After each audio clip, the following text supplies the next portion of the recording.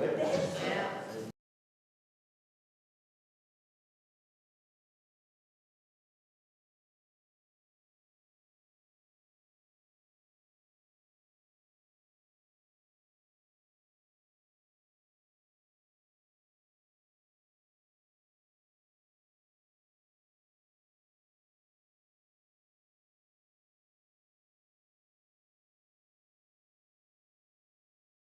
It's not Were you hers. looking It's for not bogus? hers, Gene. I think I'm done.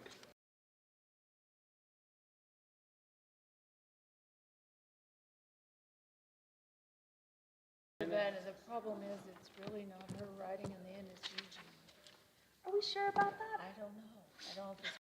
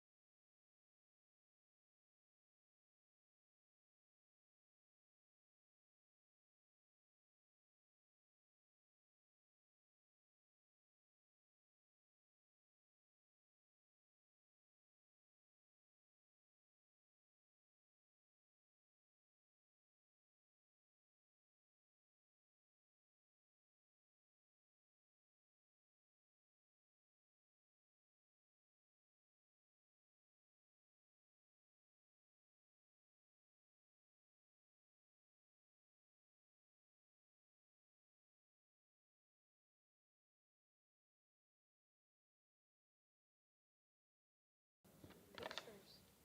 College of Fire Code.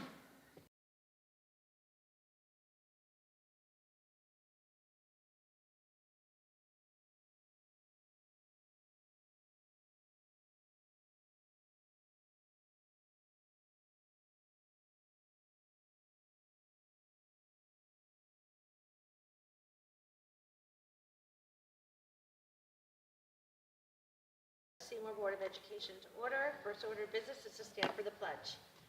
I pledge allegiance to the flag of the United States of America, to the republic for which it stands, one nation, under God, indivisible, with liberty and justice for all. Okay. Is there any public comment for the Finance Committee meeting? Any public comment for the Finance Committee meeting? Last call for public comment. Hearing none, we will move on to a review of the most recent financial report. Mr. Bucci, would you mind taking us through? Thank you. The report this month is actually quite similar to the report last month. There is very little new to report. We are still tracking to stay on budget for the remainder of the year. We have been doing a fairly deep dive in a lot of the accounts as a result of the reclassifications and reorganizations that we put together back a month ago. As you can see from the printed copy, we're offsetting some of the positive variances in certified staff and non-certified staff and in employee benefits with some overages in other areas, which include facilities. There are obviously the overages relate still to special education, and there's a slight variance in technology, although some of that is relating to just the fact that we're picking up some additional costs this year that we were in the past being able to put through grants, largely relating to equipment, Chromebooks, things like that. Altogether, again, this report looks very much like the December report, and there are no new surprises, and there's nothing really additional to report. Any questions?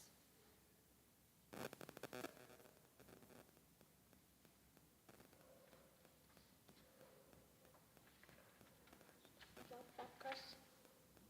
No, we're trending. I just remember last month was at 4,000 surplus. We're a little under 3. Are we going to make it?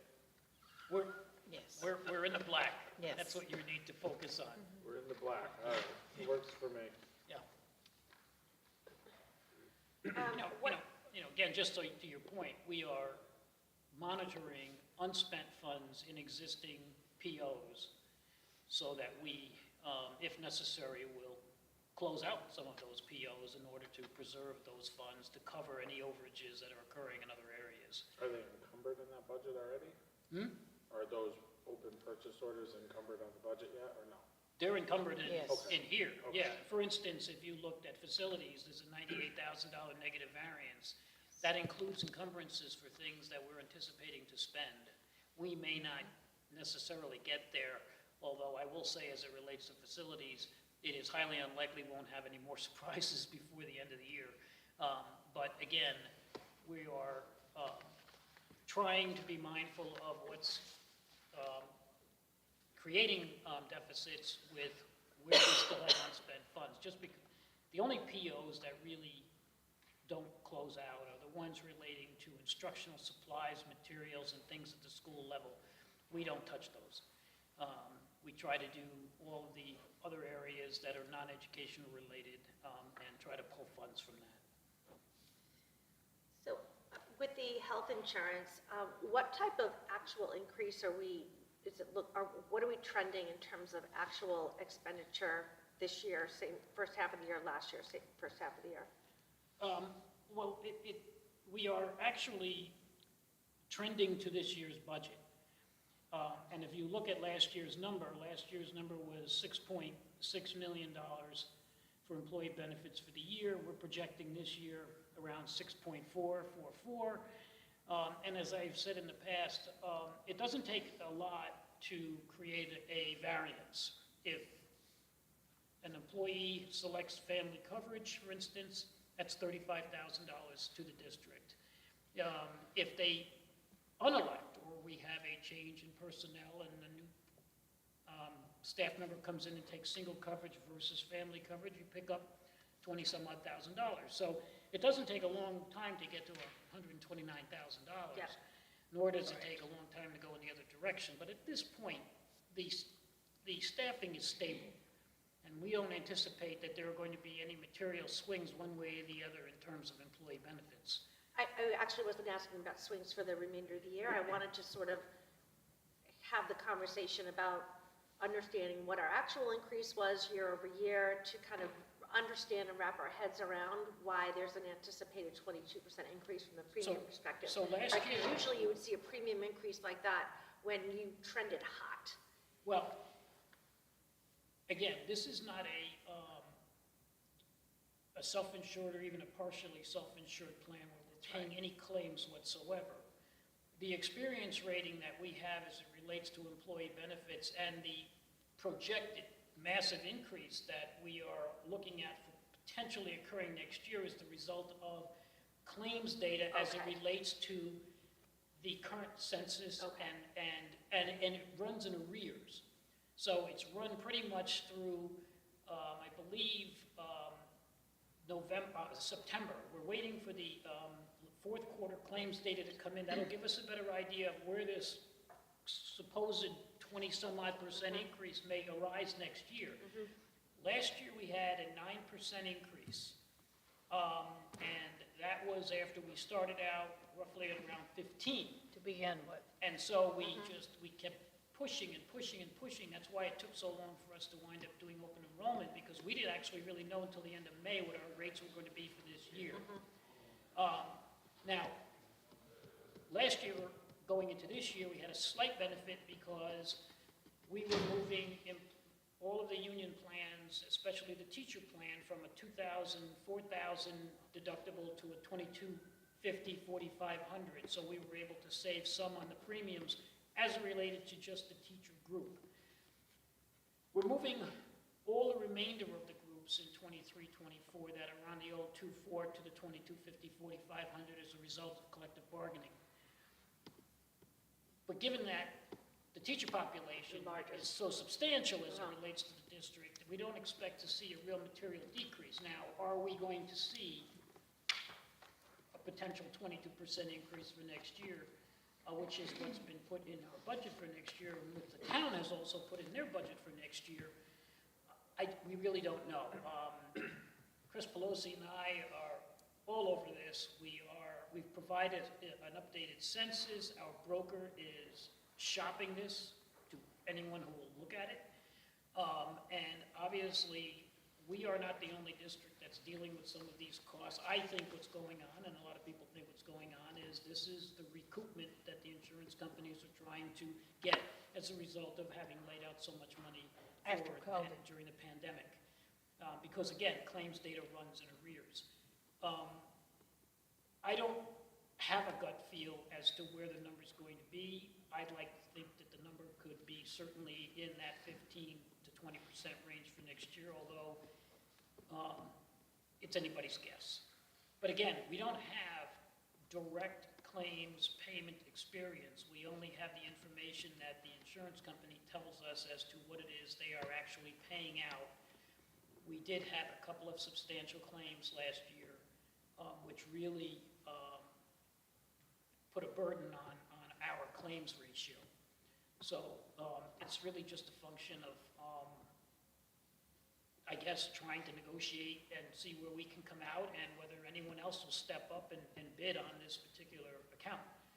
Is, when you talk about shopping around, is going to the state plan on the table? It's on the table. Now, Lockton is our agent, our insurance broker. They are, very experienced in the municipal setting. They've been doing a good job for us as long as I've only been here about a little over a year and change. But frankly, I have contacts in the industry, some with people I've done business with in the past. They're telling me, Lockton's going to do the same thing that they're doing. They're going to go to United Healthcare. They're going to go to Connecticut. I don't think Aetna's a player so much in the space. Mr. Pelosi has already reached out and spoken with the gentleman who's at the state partnership plan. They're now on Anthem. So I don't know how great that helps us. I also know that there are some people moving away from the partnership plan, a couple of districts. So again, it's all one big pot. I don't really know, unless the state subsidy really makes a big difference in terms of the premiums.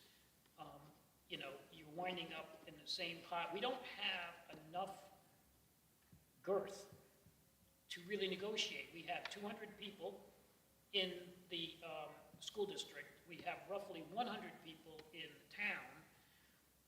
It's a 300-person census. You really, you can't have a self-funded plan with 300 people of any consequence because it doesn't work. Well, it didn't work. You had a partially self-funded plan, and that didn't work.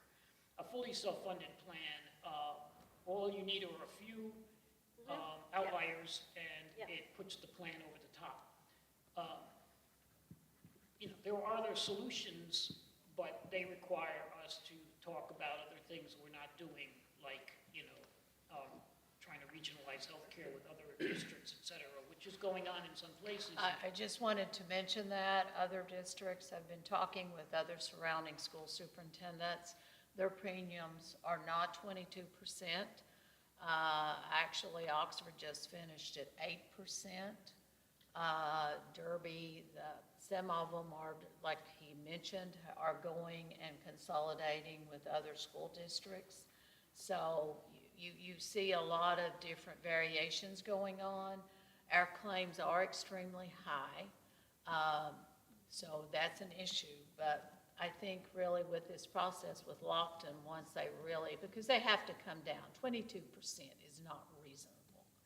And especially when I'm hearing from other districts, they're not having that problem. They have to have insurance claims, not maybe over $1 million like one of ours was. But bottom line is we cannot go in at 22%. It's just not feasible.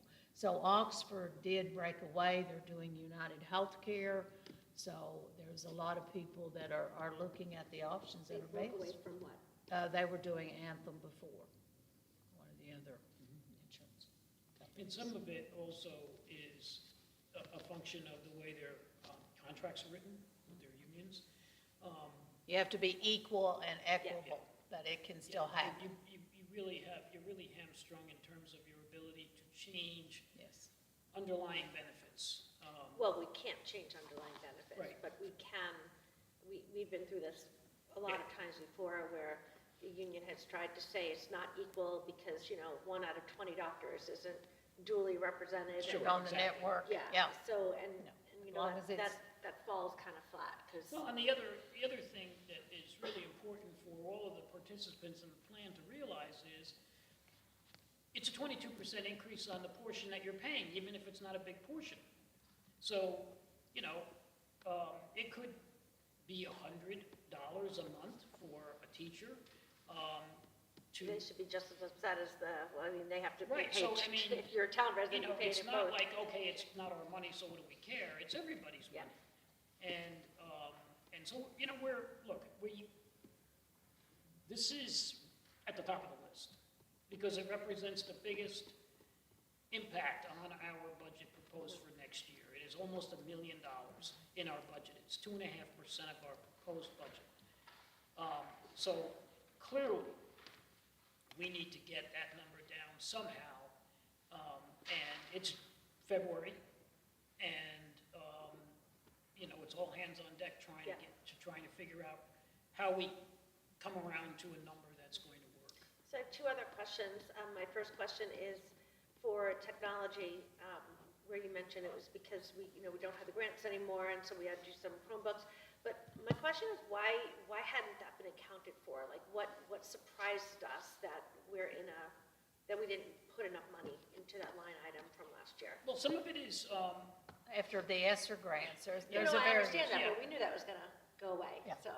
well, the practical reality is that, where we started out last year in our budgeting process is not where we ended in last year's budgeting process, okay? We wound up giving up 1.6% of our budget, and what we are trying to do, and again, as I've said in this report and other reports, this is a fluid document, so you say, okay, what are we going to do going into next year with our 5.3% that we are going in there with? When you look at the fact that 3% of that was a correction from the prior year. So what we really wound up with coming into this year was about a 3% increase or so, and almost 3% increase. So, you budget for what you have. Then we had the opportunity to pick up IXL Learner software and implement it in 2 of the schools. That hadn't been contemplated when we did it last year, but it's been such a tremendous success, as Dr. For the Compton will tell you, in the elementary high levels. school and in the middle school, that we actually now implemented it in the other schools, and we were able to work out a deal with them where we got a break on years 2 and 3 in the pricing. And some of it is just, the other piece I should throw in here is we used to have a $75,000 cushion in the budget for technology. In July of last year, about a month after we started the year, I got a notice or an email from the town telling me that we had a $75,000 payment due on a bond issue that was issued in 2019, which, by the way, had never been billed to the school district. So in a conversation with Mr. Bonas, who jumped on the call, I said, well, I will take the $75,000 we have in this year's budget, and I will allocate it to a payment to the town to pay our portion of that bond issue, or that issue that the debt issue that they issued at that time. It was an accommodation that was made essentially because it was the only way to get the problem resolved.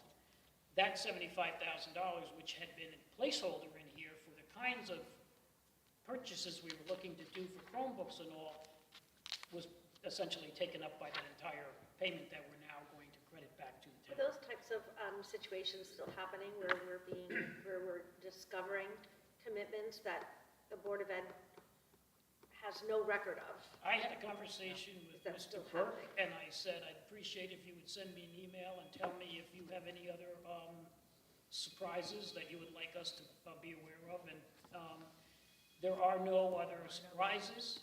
There are other items on the table that they would like to talk about. I'm not engaging in any conversations of picking up any additional expenditures.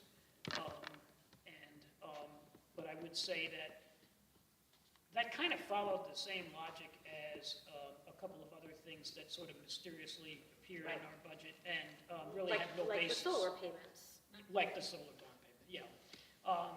And also, again, there was a discussion last summer about whether we wanted to contribute more to the excess liability policy on workers' compensation. And I just simply said, we don't have $90,000 in our budget to add to the 150 that we're already contributing to the pot. That's one of the conversations that's still out there, but again, I didn't budget for that next year either. That's $90,000 that we just simply don't have. So to go back to your earlier point, we were contemplating technology purchases, mostly relating to the fulfillment of our obligation to provide Chromebooks as well as One-to-one. picking up additional learning software, things that are useful. But we lost that $75,000 in the budget, and so we're now pushing some of these expenditures forward. We have in the next year's budget 450 Chromebooks to get on our 5-year plan. We still have a fair number of them left over. We're hoping that they don't disappear or break. And, we're again trying to manage that budget without necessarily impacting Yeah. education. And my last question is something that we learned tonight that has absolutely come up to this board before, probably multiple times, was the equipment for the swim team. I don't have my budget book with me, but I don't recall if that is listed in the list of athletic expenses. Like, for example, I noticed some prices for the different uniforms and. Five-year Yes, plan. it's the next year's budget. We added, I had obtained from Mr. Destasi as well as from Kathy Fedorovich, a 5-year plan. On that 5-year plan, we're a listing of uniforms. There is Right. also a potential, the shot clock that they need for Right. the basketball, and there Is is the also swim on touch there? pads that they need for the pool, But not the full timing system? but not the full. Timing system of the swimming pool situation with Um, Does What anyone we have a budget budgeted book with for them? was what they anticipated in that 5-year plan. And I took their number, which was an additional $25,000 on top of the budget that was already in existence for athletic supplies, and that is currently in the budget that's been prepared and presented. So, So I want to, maybe Mr. Foyne can answer the question, what is in that document right now? I'm not sure we have it electronically. And that is The only not thing for itemized, athletics was the Mr. Ford. uniforms and the shot clock. it was just the yeah, uniforms and the shot clock. So the pads aren't even in there? Nor Nor is the is timing. the track and field equipment. Actually, I think track and field equipment is. It is. Oh, it is? There is some, yeah. Do we have that electronically? I don't Is it- have it Is it with posted, me. Leanne, is it in one of our Google folders? He has it, he can Yeah. send it, we have it Okay. electronically as well, we can send it again tonight. Well, I would like to understand why that isn't on there, if it's not on there, because it's just not right. It's just not right to leave something out that has that kind of an impact. Well, some, On a team. with Mr. Connors, with his budget, with maintenance, I know it's been an issue in regards that we've talked about. He's tried to do some repairs, so we'll have to go back and address with what's in his maintenance and Well- facility budget, but specifically, it wasn't put in the athletic budget. That's interesting, what determines when something is facilities and when something is athletic? I'm not sure I understand your question. What determines if it goes into the facilities budget or the athletic budget? If it's a facilities budget, it's relating to the buildings. Sal, I know that, Okay. but I mean, But the pads are in the sometimes- pool, the timer is in the That's pool right, room, but there's the also- timer and the scoreboard for that basketball is in the gym as well, but that is on the athletic budget. But there's also been some repairs that he's done from a facility standpoint in the swimming pool area, is what I'm saying. Totally hear What I that. tried to accomplish when I was putting together the restructuring of the budget last month, and restructuring of the way things are presented, is to separate things that are clearly infrastructure related, building related, heating, controls, service contracts, repairs, replacing heating and cooling elements, et cetera. Things that relate to pool maintenance, chlorine for the pool, and items like a touchpad for a pool and all of those things. Those were all related to the performance of a school, and they relate to providing sports, which is part of education. So what I was trying to do was to say, I would like to separate what it costs to simply have a building sitting here, and then what it costs for us to use that building and do the things that we need to do to provide an educational framework. I don't take any issue with how you No, divide no, things I'm up. just saying, I'm just that's asking a how I'm question. It's an interesting differentiating thing to between contemplate. facilities And what I want to make sure is that something like the timing system for the swim team doesn't fall through the cracks because one person thinks it's going in facilities, another didn't- person has it in Again, athletics. what I That's all. put into the budget this year was the precise amount that they had on their 5-year plan that they wanted for 23, 24 for next year, okay?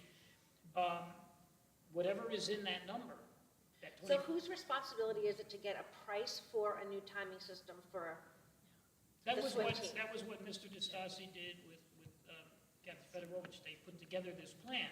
but it's not there for the swim team. Well, we solicited the information. I know, I guess you're not hearing me. Whose responsibility is it? Is it a facilities issue to get the price for a timing system? Is it the athletic director's The athletic responsibility to get a price? So the athletic director should be directed to get a price. The athletic director got pricing for uniforms, got pricing for the touchpad for Yep. the pool, got And he pricing can do for the shot same clock. regarding you the know, swimming yes. pool with the Yeah, clock and that all would of have been that. something I would have asked Mr. Connors to Yeah. do. I don't have any more questions. Do you guys? I'll move to recommend the February financial management summary to the full board. I'll second. All in favor? I don't have any comments. Dr. Compton? I just would like to mention that our budget hearing is this Wednesday at 7 o'clock downtown. And it will be, our presentation, according to Roy, probably will start around 7:10. So it'll be this Wednesday, February the 8th at 7 o'clock in Town Hall. So, and we'll have, our athletic director will give quotes on what we discussed about the swimming pool needs. But the track and field, some of that was put in the budget. Entertain a motion to adjourn? Motion to adjourn. Second? All in favor? That concludes the finance committee meeting.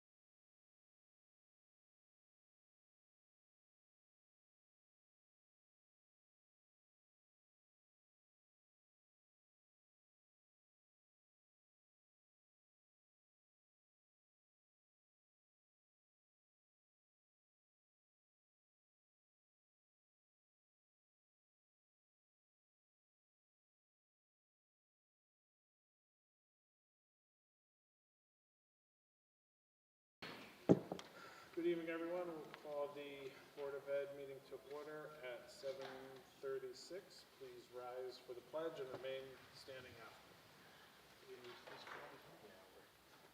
I pledge allegiance to the flag Of the United States of America and to the republic for which it stands, one nation, under God, indivisible, with liberty and justice for all. Sorry, you said it. Sorry, you said it. Next up, we have item B, a moment of silence for Mr. Arnold Rehnquist. Please honor a moment of silence.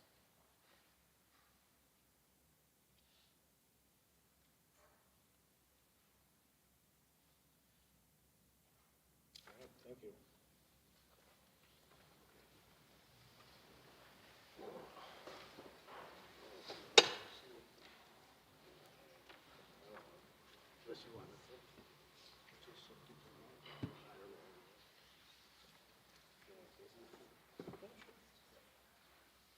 In case people do not know, Mr. Rehnquist, he was involved with sports all through the community for many, many years. He's credited with starting the softball portion of the Hummel Little League when it was just before it was just baseball. He was also our PA announcer at football games, and he also did Arnie's Place, where he interviewed different people through the town, not just sports, but people who did things for the community. So he will be missed. He was a wonderful gentleman, and he always used to end it with "Good night, Gracie."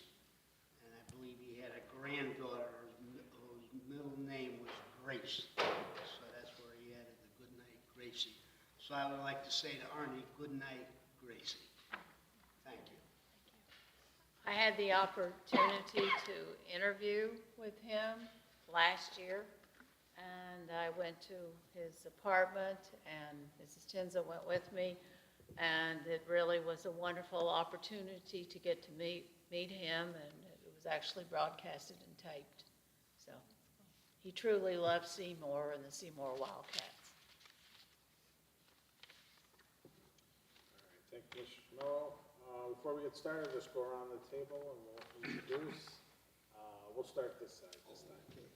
Majority Board Clerk.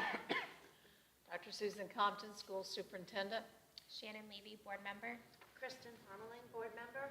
James Garofolo, Board Member. Esther Mello, Board Secretary. Chris Champagne, Board Chair. Jay Hatfield, Board Vice Chair. Kristen Bruno, Board Member. Beth Mysteriak, Board Member. Stefan Bahuniak, Board Member. Tyler Lang, Senior Student Representative. Sophie Motel, Junior Student Representative. All right, as we do every month, second item we have up is the Seymour Champion recognitions, and the first school up is Bungay. Ms. Johnson, please come up.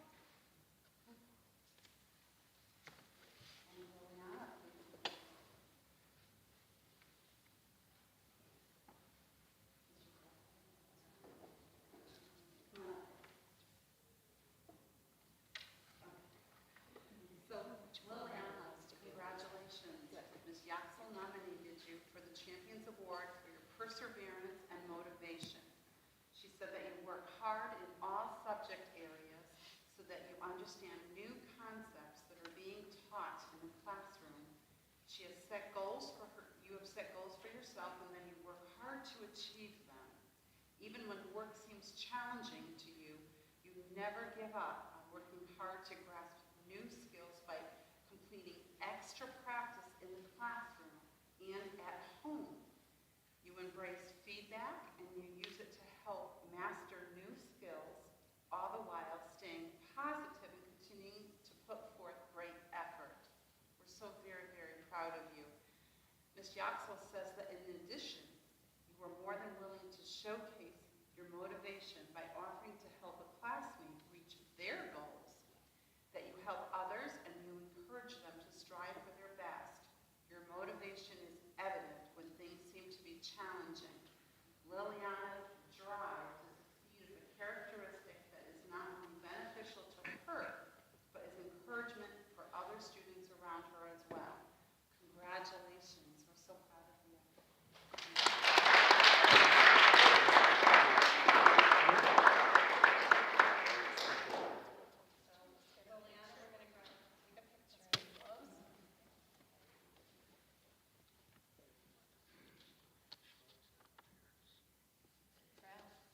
get the parents? Can we get the parents? Yeah, yeah. Okay, Dad, would you come up? It's your turn. Parents? Come on up.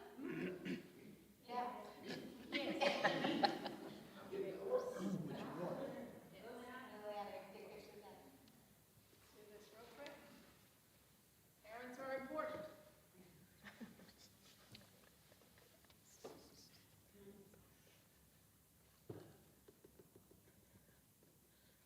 Old statements tonight.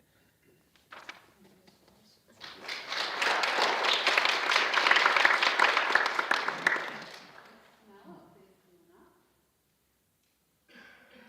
Maxine, come on up with the parents.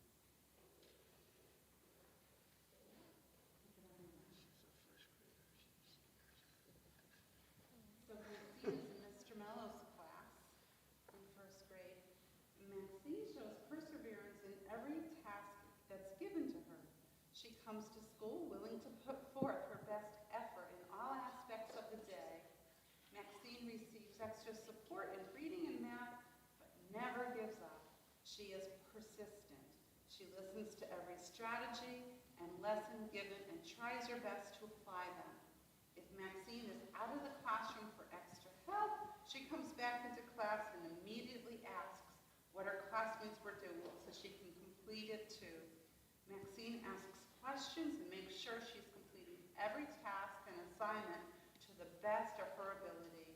She is eager to meet first grade standards, and when speaking with other teachers, we all agree that Maxine exemplifies the definition of perseverance and of being a Bungie bee. Congratulations.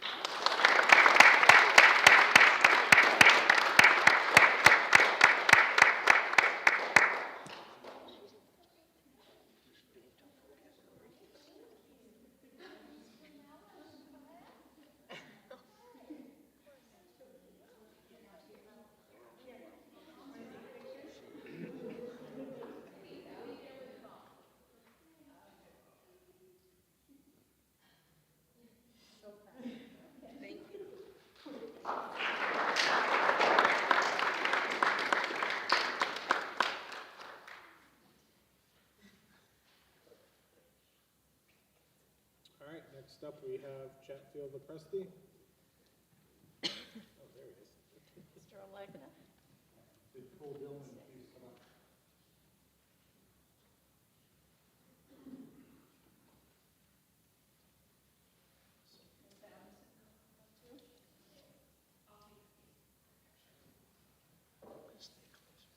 Cole Dillon has shown perseverance throughout this school year in Mrs. Daly's grade 3 classroom. When Cole struggled in the beginning of the year with his reading, Cole never gave up and asked what he could do to become a better reader and a better math student. Cole practices and reads every day. Even when Cole struggled, he always wanted to learn and accomplish his tasks. When Cole finally understood something, he would say to Mrs. Daly, "This is fun," or "Can we do more?" Cole even goes so far as to do I Excel at home and wants to be first place on the leaderboard. Cole is a student who never gives up, even when things are difficult for him.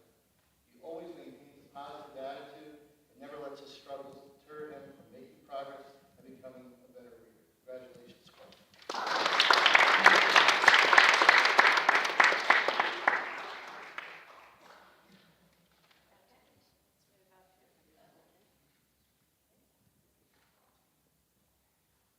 Very proud to get a champion pin to go with it.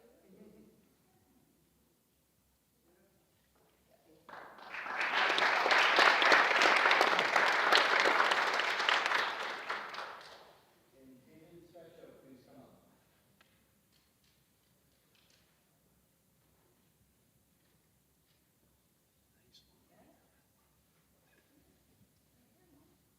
Cadence is a great example of perseverance. Each day she arrives at school with a smile on her face and a willingness to learn. When things get tough, so does she. Cadence listens attentively even when things get challenging. She knows that with practice things will get easier. It's only natural to get discouraged if something is difficult, but she knows how to dig deep and keep trying. Mrs. Kimball and all of CLS are very proud of Cadence for the effort she puts forth each and every day. Congratulations, Cadence.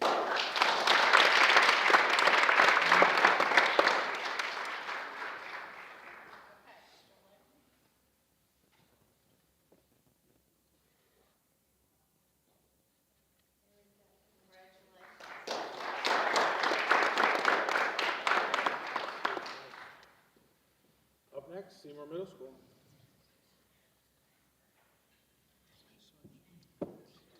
Yes, Scott?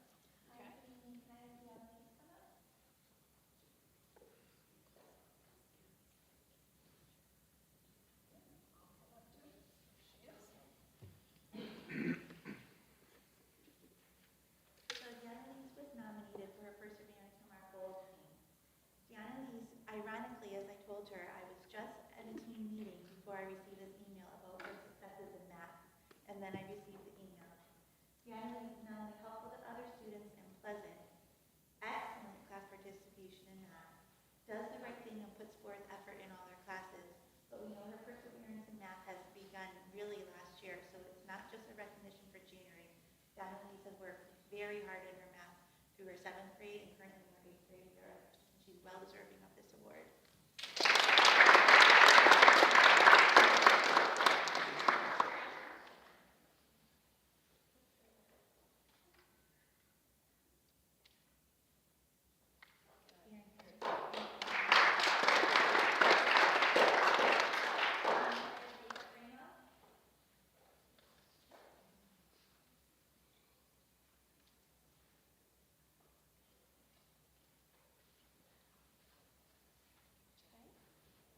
So Jacob was nominated by our white team. Jacob's perseverance has come across in all of his hard work, which was recognized recently in our math winter assessment. He was nominated because he is a tireless worker in class, who is motivated to succeed in all that he does. He has also showed tremendous growth in the winter math, as he is in very high percentiles for all 3 tests, reading, math, and science. Jacob Lee is currently exceeding his spring-to-spring RIP projections for all 3 tests as well, as we know how hard he is working in every area, and we're very proud of his hard work.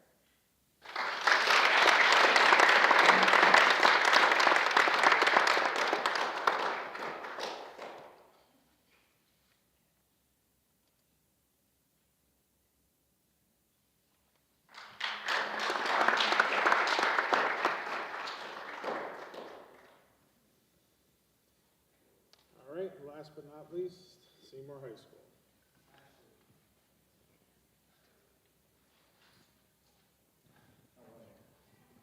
Good. Ashley was nominated by our faculty to be recognized for the Perseverance Award. But one thing that I find particularly outstanding with this young woman here is that she tried out for our dance team for the first time ever, and she's done really well. In a short period of time, she puts extra time into practicing routines with the kids. So well, in fact, that the team placed first in the kick competition in the woods competition and 3rd overall at the NDLs. So we're very proud of some of the things that the teachers say. Ready for this one? Ashley is a hardworking and determined student who constantly puts in an effort to be successful. She is proactive in seeking out supports and resources to help her succeed, which has contributed to her overall growth. That was very nice. And your dance team coach said, this year Ashley became a member of the SHS dance team. Before joining, Ashley had not participated in even a dance class. Is that correct? You're brave, right? In her life, so that's pretty amazing. Despite the challenges she faced and her lack of background in dancing, she's persevered through the season and has been a contributor to the team and supported the team. We're incredibly proud of you. Congratulations.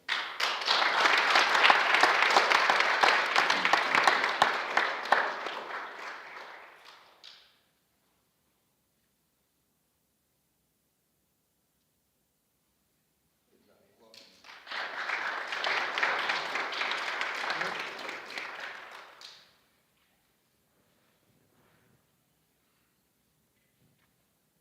Oh, yeah. Okay, the next award is very special. Mr. Floyd, will you come on up? This is tonight my superintendent student recognition, and it goes to 2 very special young ladies who have seen their names up on the board in the swimming pool area. It's just so amazing what great accomplishments these 2 seniors have done. Last month, we honored a Division I football star, and tonight we're going to honor 2 swimming stars, 2 females who I'm extremely proud of. And I'm going to let Mr. Floyd tell you about their accomplishments. One's going to say the talking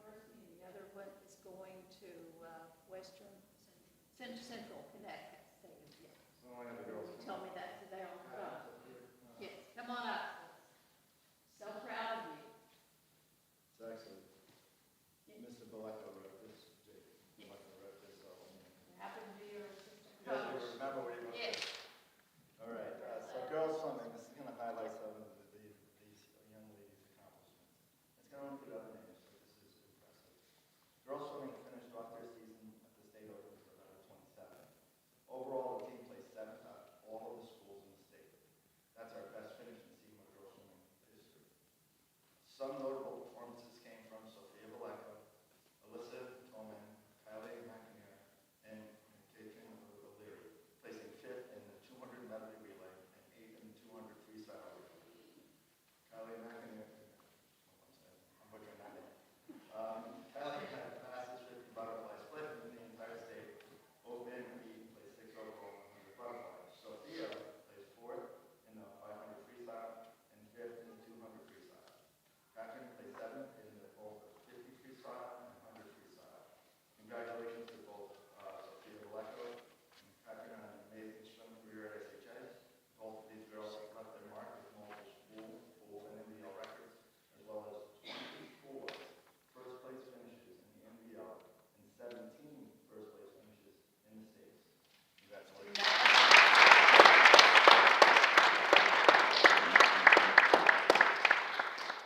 We want the parents to come up and to go follow or represent this. So, parents of both, please come up. Yes. Spike is going to get some pictures.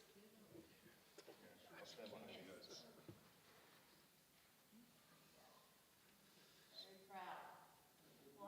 What a legacy.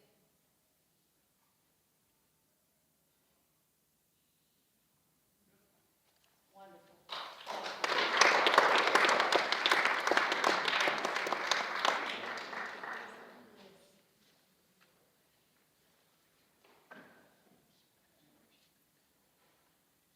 Okay, we had a situation where we had a girls' basketball game. We happened to be in some type of special call board meeting or something.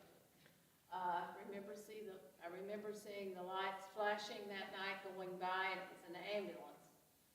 At that particular time, I got informed very quickly afterwards, but I didn't know what was going on. One of their female girl basketball students was injured. Well, did we ever have a support team that came to her rescue? So I'm going to let Mr. Floyd talk about that. We had one special young man who's a senior student who really showed his leadership and his medical ability. I'm going to read to you an email from the student's father, Brian Christier. Hope this email finds you well. I wanted to reach out and let you know how appreciative I am of the high school community and the concern and support for Liliana. Tyler Lamb, Come on up, Tyler. was an EMT that helped Liliana that night. So it's my understanding, Tyler, that you're in our EMT program? You graduated from there, so you're riding with the EMTs now? So EMT and helped Liliana the night she suffered a concussion. His professionalism and expertise was that of a veteran EMT and not a high school senior. He took command of the situation, kept Lily calm and safe, and kept me well informed of what was happening and what to expect. In addition, he took it to the next level and engaged Liliana in a personal way, asking her about the sport she was involved with and talked to her about classes they shared, not only to keep her concerns in check, but to evaluate her without her knowing she was being evaluated on the severity of her injury. He is a role model and an amazing representative for his school. So, thank you very much, Tyler.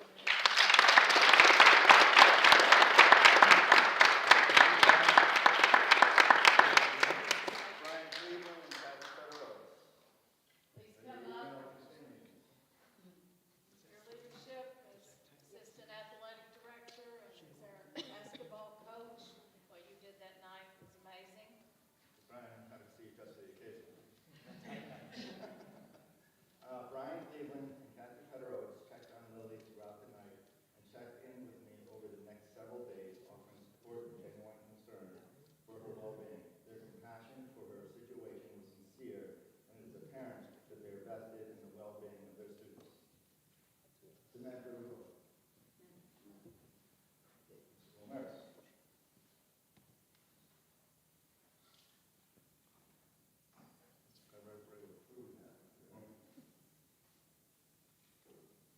Samantha Rigoli has helped navigate the return to school procedures and offered practical and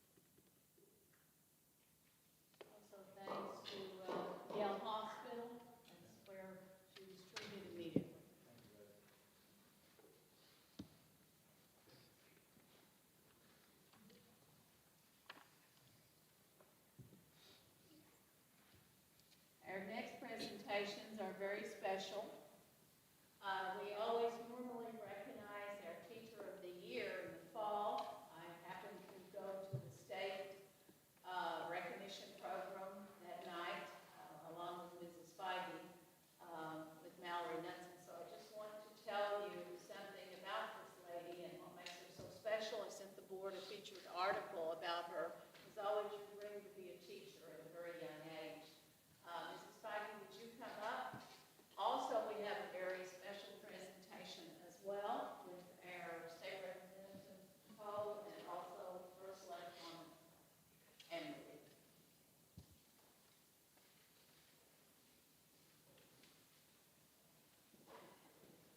Now, I'm going to talk to her. She's going to talk to her. No, first.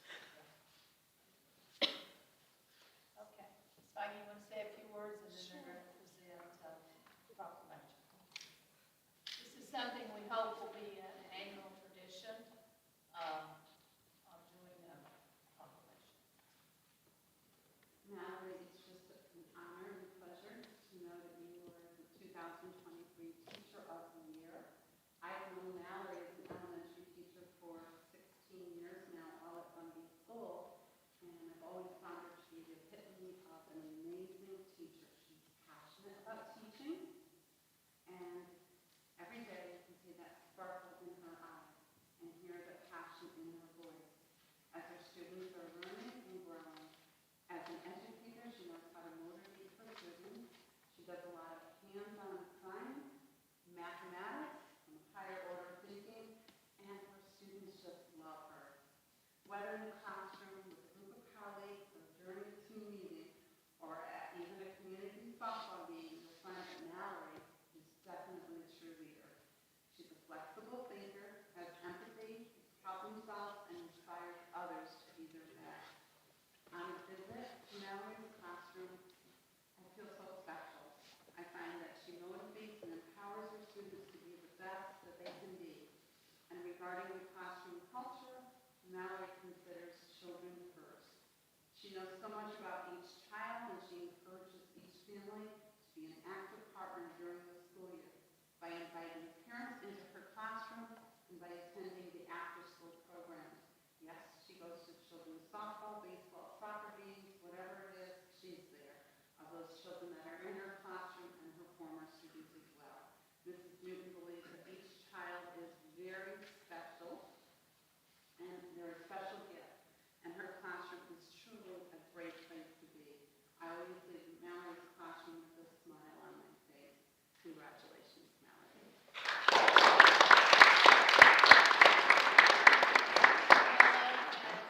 Special certificate to give you as well. And I am proud to say I hired this young Okay, Very so first your last job. hire, right? That was my last hire. Congratulations. Very special. Good hire. Okay, now also for the proclamations. Hello. All right. 16 years. Pretty impressive. So, proclamation of the town of Seymour honoring Mallory Newton. I have trouble saying something. Don't worry, it's been an ongoing day, yeah. Yes. Maybe it's not. Yeah. It all depends on who you ask. Yeah. It only took 21 years to get my last name right. I won't even try to say you didn't get it wrong. So, whereas Mallory Newton has been an elementary teacher for 16 years at Bundy Elementary School, always passionate about teaching. As an educator, you motivate your students. Whether Mallory's in her classroom or with your team, your colleagues, you're always there with them. Whereas Mallory's classroom, you feel special, you find she motivates and empowers her students, regardless of the culture. Mallory considers children first. Mallory knows much about her children and encourages each family member to be an active participant in her class. Whereas Mallory wears many different hats, she's always been helpful in providing her grade level partners with strategies and engaging activities to advance the learner. You will find Mallory actively participating in data teams, curriculum committees, and district emergency management teams, attending an educational workshop, reading the latest educational literature, and learning the newest education technology. You will see her volunteering at multicultural affairs, career days, bingo night, and after-school programs, or marching in our local parades, roller skating with the students, and attending PTA family nights, running the Seymour Pink 5K, which I'm proud you are, and so much more. Whereas Mallory's been proud to take the time to pat yourself on the back and celebrate you're a truly amazing teacher. You are wonderful so much.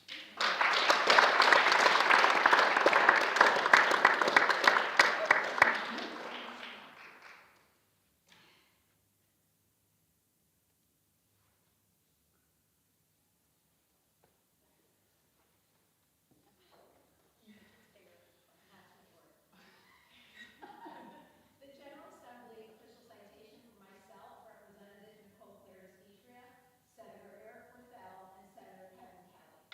Be it hereby known to all that the Connecticut General Assembly hereby offers its sincerest congratulations to Mallory Woodson, class of 2002.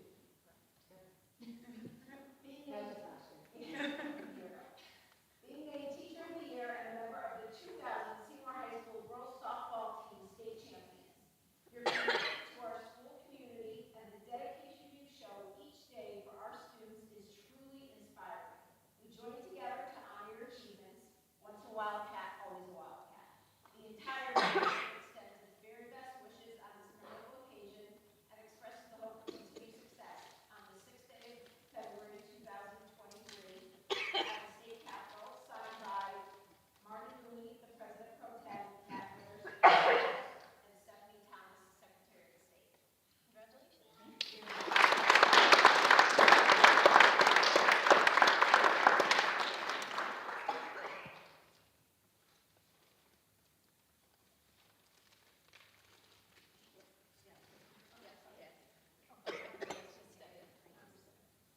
Okay, this next presentation, we did get an opportunity coming back after the National Volleyball Association met in Iowa, what city, what town was it? Kathy? Anyway, someplace in Iowa. No, not Des Moines, but someplace in Iowa, for the National Volleyball Conference, in which she was honored. For those of you that do not know this, she was one of the 7 finalists in the nation for the Volleyball Coach of the Year. I mean, we are so proud to see her.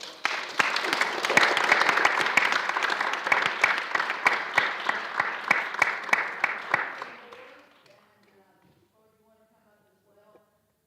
She also, as you may not know, was inducted into the coach of the volleyball women's Hall of Fame. And this was quite a distinguished honor, and there were several people there. I think, actually, Representative Nicole, you were there as well and attended that. We just cannot say enough about what an honor, not only on the national level, but again, to come back and be recognized by all of the coaches throughout and into the Volleyball Hall of Fame. Very few people get that distinction. So I'd like for you to come up. They have specific presentations, but first, I want Mr. Jay Hatfield, our board vice chair, who also has a lot of admiration and respect for you. Mr. Hatfield? It was really an honor, both as a coach at another school and an official, to be able to attend that ceremony and see Coach Fed get that award and hear the great things she talked about being a coach, and just continue to inspire me to continue to be a better coach. Although she won't play me, I don't know why, but, you know, maybe because you're tired, maybe your team will come down to Flat Tech. But we have a new gym, you know, maybe. Congratulations.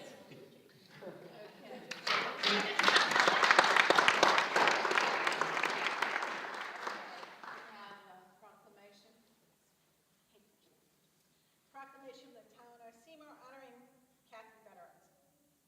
It's a long one. Whereas while attending Seymour High School in the late 70s, Kathy played the 2 standard high school sports for the girls at the time, basketball and softball. Seymour is a small school with a yearly turnover of coaches interested in girls athletics. Most seasons, teams were lucky to win 4 of the 5 of the 16 games played, which never sat well with Kathy, as she always hated to lose at anything. True story, right? Whereas not long after Kathy received her finance degree from Quinnipiac College, she got married, had 3 sons, started a career in business. After 12 years in the business world, decided to return to Seymour and pursue her passion for teaching. In addition to teaching, Kathy wanted to coach. Unfortunately, with both basketball and softball programs flourishing at Seymour, no coaching positions were available. Whereas in the summer of 1999, she received a call from a parent asking her to coach the volleyball team. Kathy politely declined, as she had no previous experience with volleyball other than playing in a rec league or the backyard picnic. Then 2 weeks before the start of the school year, Kathy received another call letting her know that the volleyball program was going to be dropped if they could not find a coach. Kathy agreed to take the position. Whereas over the next 2 weeks, Kathy grabbed every book and video at the local libraries. This is before CDs and Google. I had to explain that to my child as well. Had available and began her quest to learn the game of volleyball. She put her faith in the well-known quote from Theodore Roosevelt, "People don't care how much you know until they know how much you care." On the day before the first season began, Seymour's head coach, football coach, Paul Spanheimer, came to see her. He was pleased she was taking over the cupcake squad. According to Paul, the volleyball girls were more interested in eating cupcakes after the games than actually playing volleyball. The comment fired Kathy's competitiveness. The spirit as she vowed to never let that happen under her watch, and I bet it never did. Never did.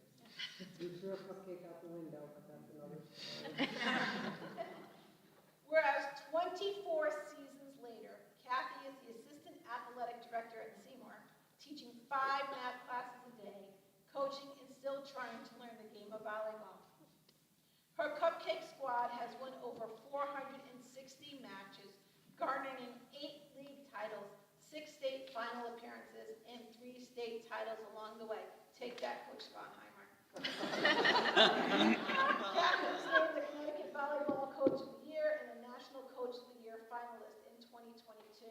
She was named the New Haven Register Coach of the Year 3 times, but the proudest of her team's recognition for receiving the Sportsman Award twice from the Connecticut Volleyball Officials Association. Has Platt Tech done that? Okay, just checking. Kathy credits her parents with her strong work ethics.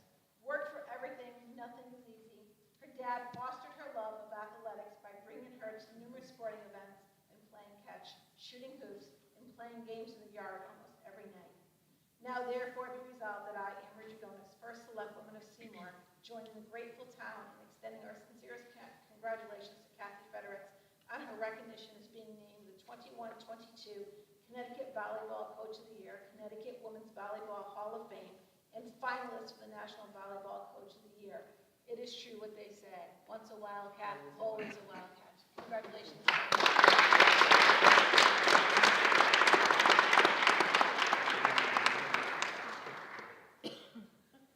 I wanted to share a funny little story before I give Kathy her citation.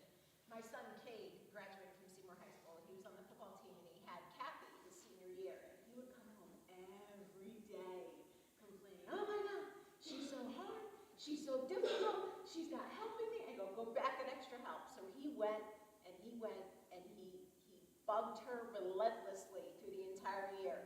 And we talked about this, I think it was within the last couple of months, talking about your class and how it taught him to persevere and get through things. Because you were so hard on him.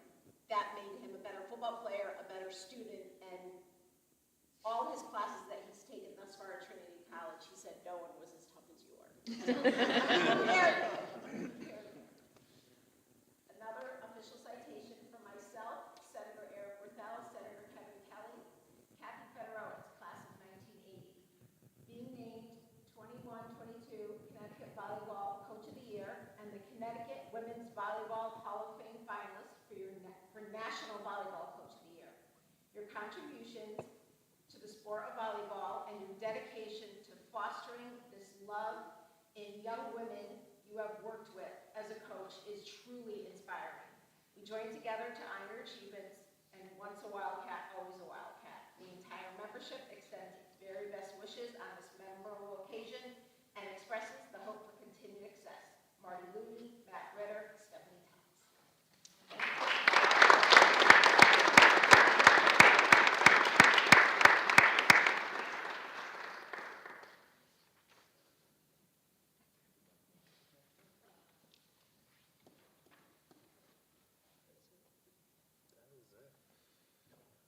thank you. Let's have one more round of applause for all the recognition.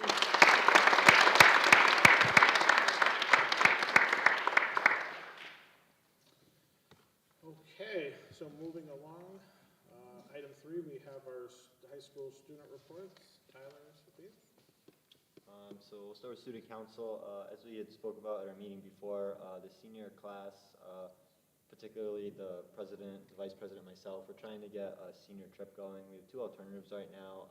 One's a less expensive in-state trip. One's a little bit more multi-day out-of-state trip that we're looking for some information with. Our plan is to use some funds from student council to help reduce the cost for either of the trips. We'll have definitive information next month about which one we're going with. We have a Valentine's Day fundraiser for selling chocolates. We're going to be doing a Super Friday event this Friday for the upcoming Super Bowl. Students are just encouraged to wear their favorite sports apparel and write notes to somebody that they think is super. This Tuesday, so tomorrow, the student council is working with the Best Buddies Club, painting various windows around the school, decorating the school for the Super Bowl and the Super Friday event. There's plans in the work for a powder puff game in the spring. It's something that we've traditionally done at Seymour High School, haven't done recently, so we're trying to make this a whole community event, not just for the Seymour High School students. The National Honor Society, several members assisted in, it was a joint operation kind of with the math club. They tutored students prior to midterm exams who needed help, and it was beyond just math. There was any subject essentially a student needed help with. There was support for them. For athletics, I'm going to do half of it. Dance team placed 3rd overall at their NVL competition. The Seymour girls basketball, they hosted a pink game last Friday night, February 3rd. They beat rival Oxford and raised over $2,100 for Seymour Pink, which was donated that evening. They improved their record to 11-6 that night, and they have 3 remaining games. For boys basketball, they're 11-5, also with a win over Oxford, and they have 4 more games all in the Copper Division remaining for the rest of the season. And then for boys swim, they had a successful season so far with good competitors against rival towns. Indoor track state this Thursday at Hill House High School, and meals were 2 weeks ago at Hill House with several competitors qualifying for the state tournament. Our co-op hockey team won their 2nd game on Saturday, improving 2-10 with 8 remaining games. And gymnastics and wrestling competitors have been competing in matches and still have several for the remainder of the winter season. Some school-wide stuff going on February 15th. There will be a 2nd after-school trip to Mohawk Mountain. The first took place last Wednesday night, and it was very successful. A lot of kids liked it. On March 4th, there will be a day-long ski trip to the Berkshire East Ski Resort, and tickets will be on sale until the end of this month. March 17th and 18th will be the Performing Arts Show, and as many as you were present, we had a sample of about 18 students from the Seymour student body who were invited today to speak with members of the Board of Ed about various topics for Seymour High School.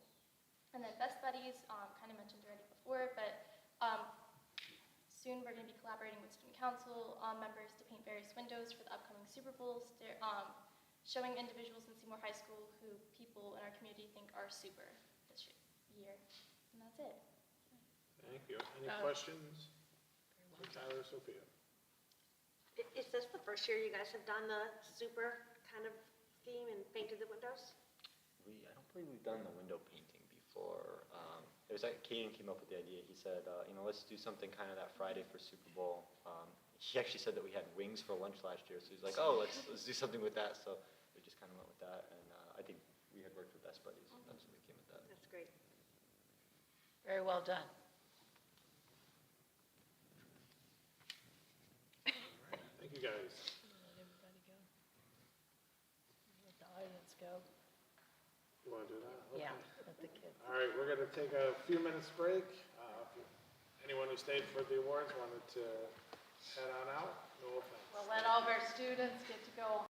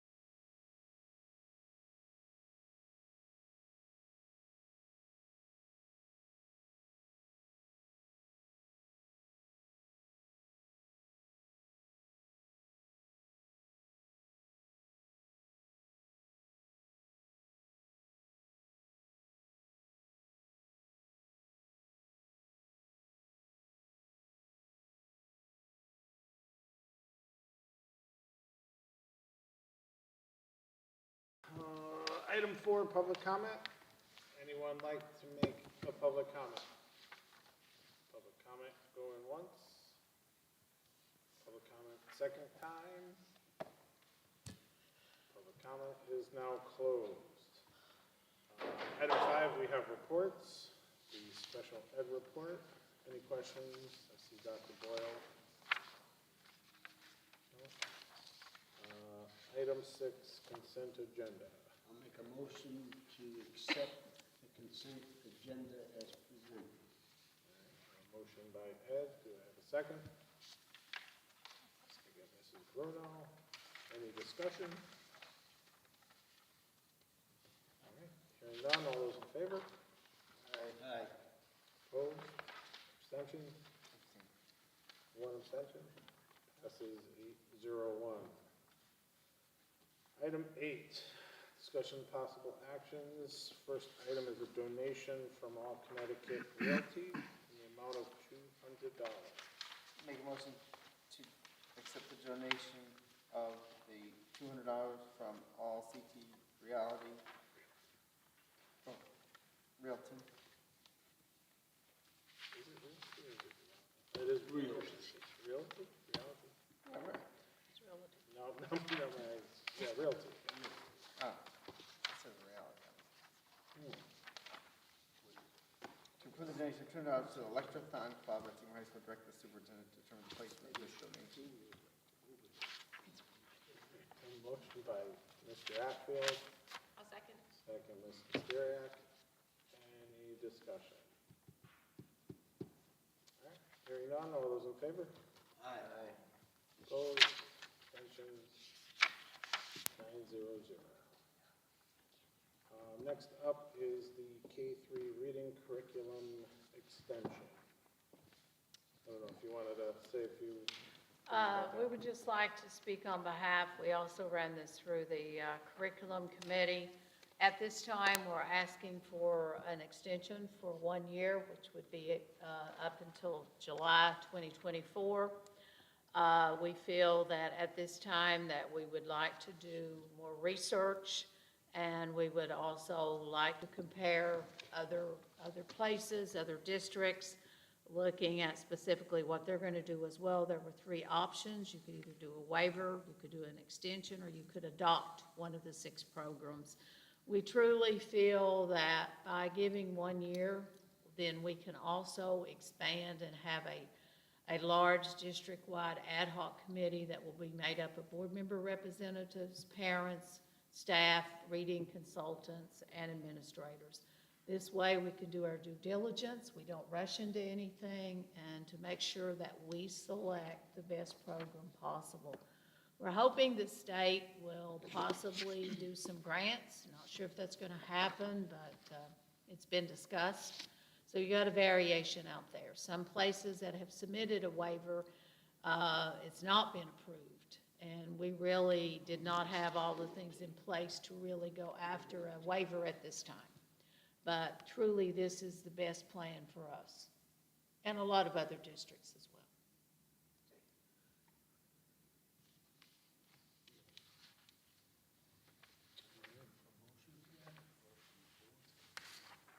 We need a motion from the board, Dr. Compton? Yes, Mr. Garofalo made a good motion in the curriculum committee in regards. I made the motion for the extension, that the board approve the extension for 1 year. Want to make it here too?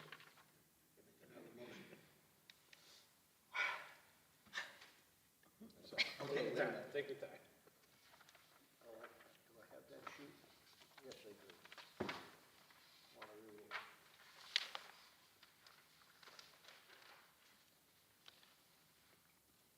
I move to recommend to the full board the approval of a 1-year extension to the State of Connecticut Department of Education regarding the Connecticut approved K-3 reading curriculum model and program.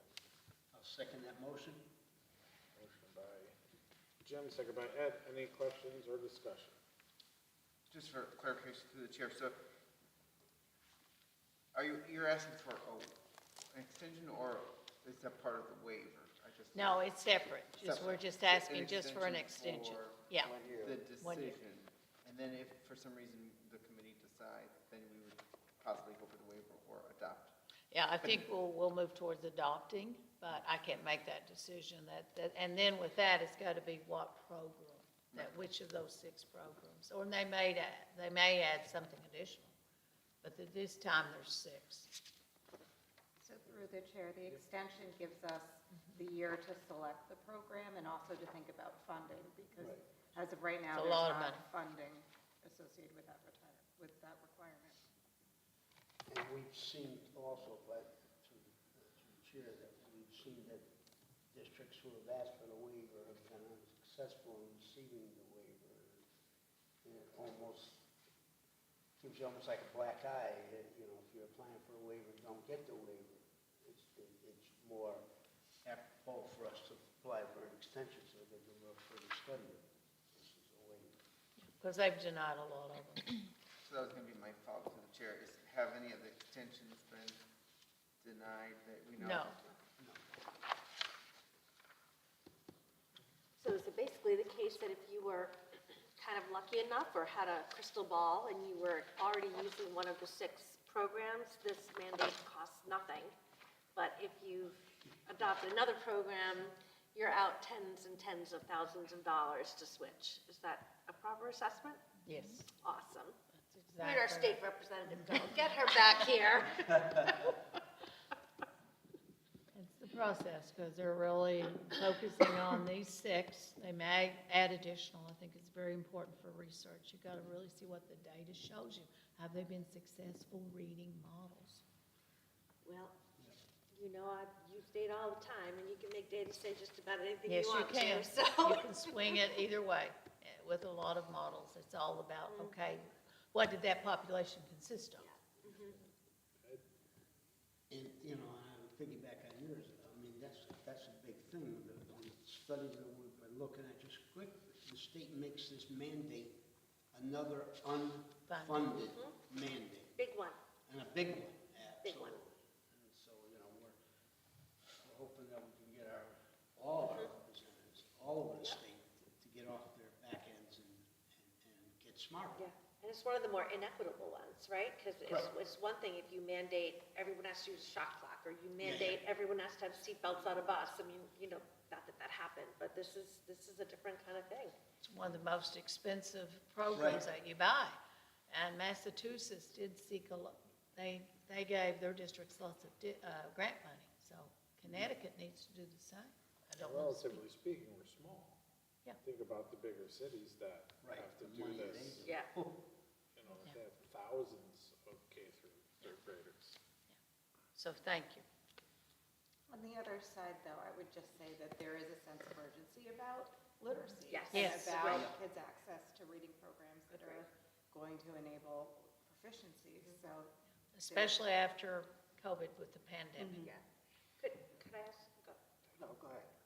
I was just going to ask for those people on the board who are Yeah. more specialized and closer to reading curriculum, do you feel good about the 6 programs that have been approved by the state? I'm still in the process of doing research. I really could not make an accurate statement at this time because I've got to get more intense. Yeah. And we've really, and that's what we're discovering, we've looked at one specifically, the American, the READ program. But we want to look at all 6 of them, and maybe there's another out there. They've mentioned Wonders. You know, we've all been trained in, well, some of us in regards with specific reading programs, and we've got to make sure it's going to meet the needs also of our ELL students as well, and other areas. Mr. Chairman? Yes. You know, I would be interested in knowing when departments of education, state departments of education, look at new programs that they wish to mandate to districts. I would be very curious to know if our Secretary of Education within the state goes to SecEd at the federal level and looks for grants from the federal government to distribute to districts that have to implement new programs. I don't know that that takes place, and I've never heard anybody say that it does. So, anybody knows that that takes place, I'd be interested in knowing that. And the questions I had when I attended some of those is that they talked about a testing component, but then you wonder if the testing component is tied to the reading series or this program, or is it a testing program that's going to match what the state wants? You're Test, right. There's that slippery slope. You're going to buy one, and it is going to assess that program's good, but is it going to meet what the state wants us to test? So that's why the extension gives us that Well, extra time to really study those little nuances. for example, Mrs. Bruno also has a lot of expertise in this area, but we just also received that on February the 1st that the state board has approved for us. Definitely we have to do a universal screening reading assessments and what they're recommending. So I'll pass this on to you, what the requirement's going to be with the screening. So And there's this no is man- extension for that. Yeah.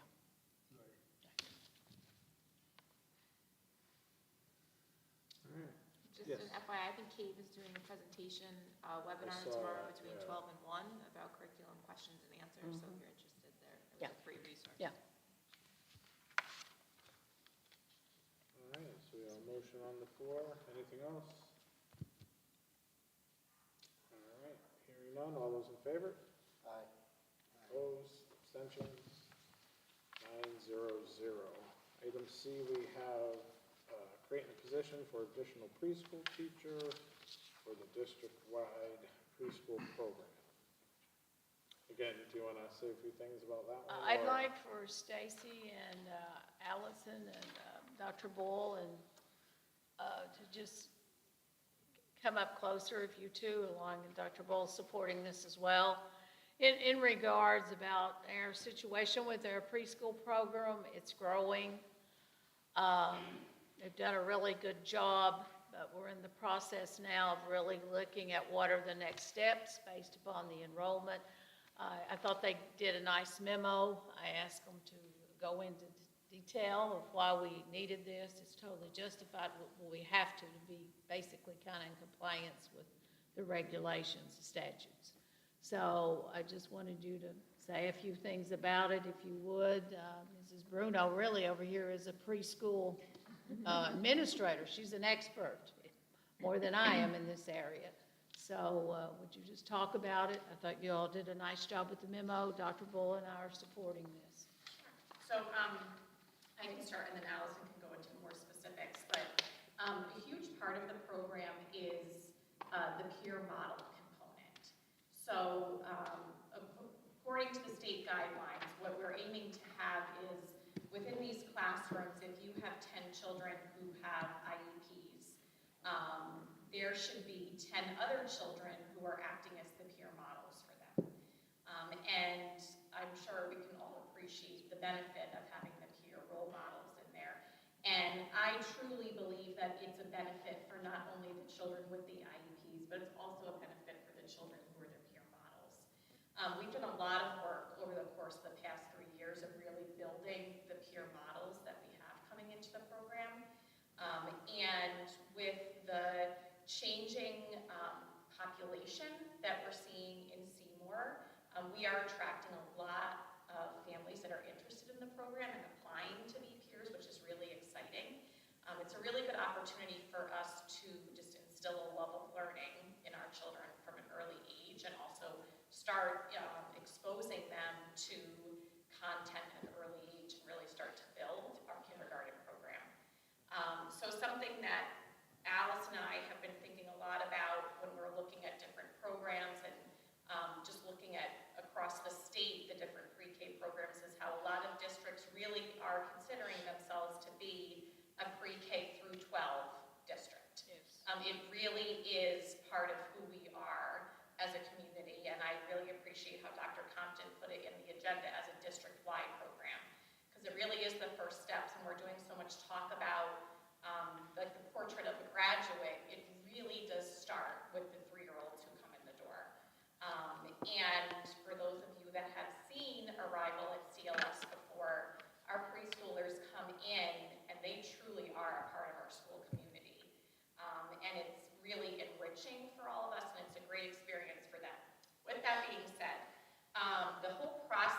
how students are moved forward to preschool really starts with the state through the birth to 3 process.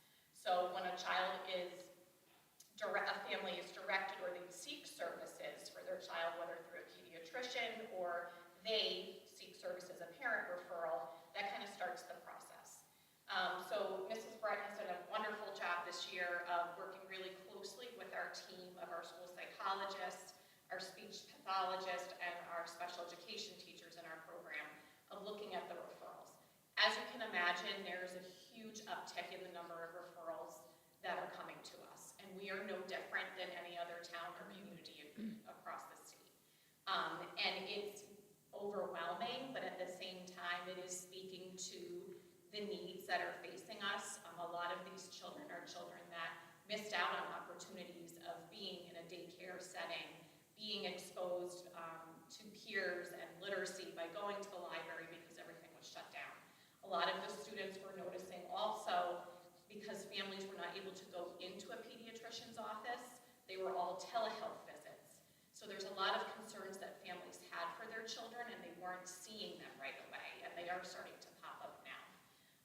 So the need that we are seeing to have this other position speaks to the level of need within the students who do have the IEPs. So as we detailed in the memo, we have students that come in that just qualify for receiving speech services. However, we also have children who are coming in with higher deficits that require specialized instruction, and they do need to be with us for a full-day program versus a half-day program. And the needs of those children, Mrs. Brett has been really valuable with this work because her background in establishing our CARE classrooms, our ABA classrooms in Seymour, her background has really helped us in identifying students that would be ideal for that type of program at an early age. And all of this work just really reminds me of how early intervention is really, really important. If we can identify that a child needs a full-day program when they're 3, we can give them 2 years of a full-day intensive ABA program, then making a team decision, okay, are they moving into an ABA classroom, or are we able to look at them being exposed to more time within a kindergarten room and sometime in the ABA classroom? So it's really building the beginning steps. To piggyback off of what Ms. Alves was saying, is we also will be integrating them into our preschool classrooms as well, so they get that exposure with their peer models in addition to getting that more intense instruction, because what's currently transpiring is our needs are greater as they come in, and we have that integrated preschool program, finding it hard to meet the needs of the students that have greater needs versus those that are just speech and language. So with that being said, we're trying to relook at a model that we once did have in district. We're not starting something new, we're reinventing the wheel. We're just going back to a model that we did have, because we did have an ABA preschool program, and then we had our developmental delay, our speech and language students in another classroom. So with this 3rd classroom in place, it's hopeful that we will be able to meet the needs. We currently have 5 full-day students with us at our preschool program.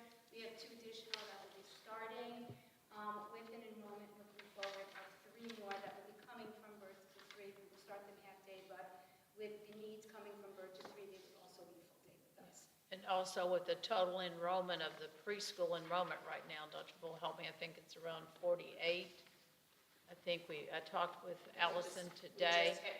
Just hit 50, and the March birth dates, and then there's more that come in up 8 more coming in through June. to June.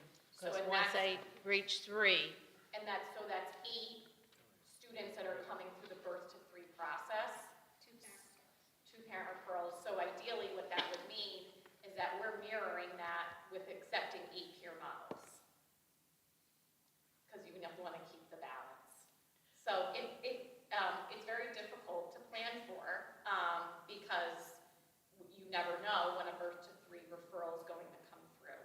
But Allison's built a great relationship with the birth to 3 providers that we have, and their partnership is valuable to us, and it's giving us a lot of information about what they're receiving and the needs that we have coming. And out of all the planning too, they plan on applying for some preschool grants? Yes, as working well. with Dr. Boyle, Ms. Albertson, and Mr. Lucky. We have- Right now in regards with applying for some grants. So Dr. Boyle, you want to wrap up? This has been part of your vision as well for a long time, and it's kind of where we are to move forward for next year. This basically was the number one thing that was on the needs assessment for the budget.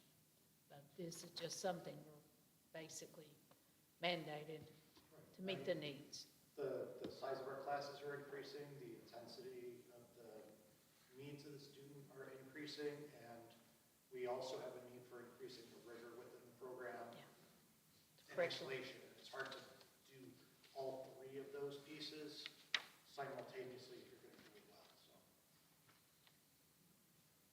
Thank you. Sure. Very good.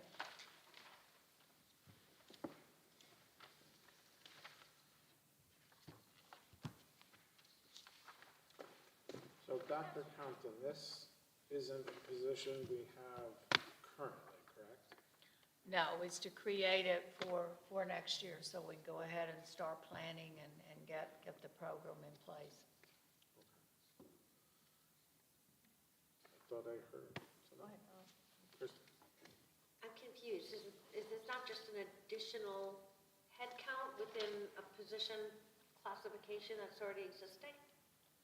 This is to go ahead with the numbers of what we have for next year to plan to have an additional teacher. Right now, we have 2. Right, I don't think we need to approve that. We don't approve when we need an extra grade teacher, or we don't approve when we need an extra social Well, studies teacher. since this was a separate district, since this has been basically with this preschool program, and just with the funding and everything, we just. Yeah, but it's not a new position. Well, it would be an added teacher, it would be. But not a new job title, though, right? No. Right. And this is to start in next year, not Yes, right. this year. So I believe we put that position in the budget. It's in the budget right now.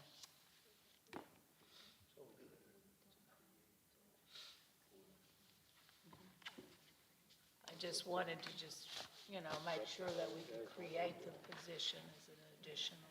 I know basically you have to have another teacher. In grade levels, you have another teacher. But our situation here is in regards with this program and how we're trying to do the ABA program.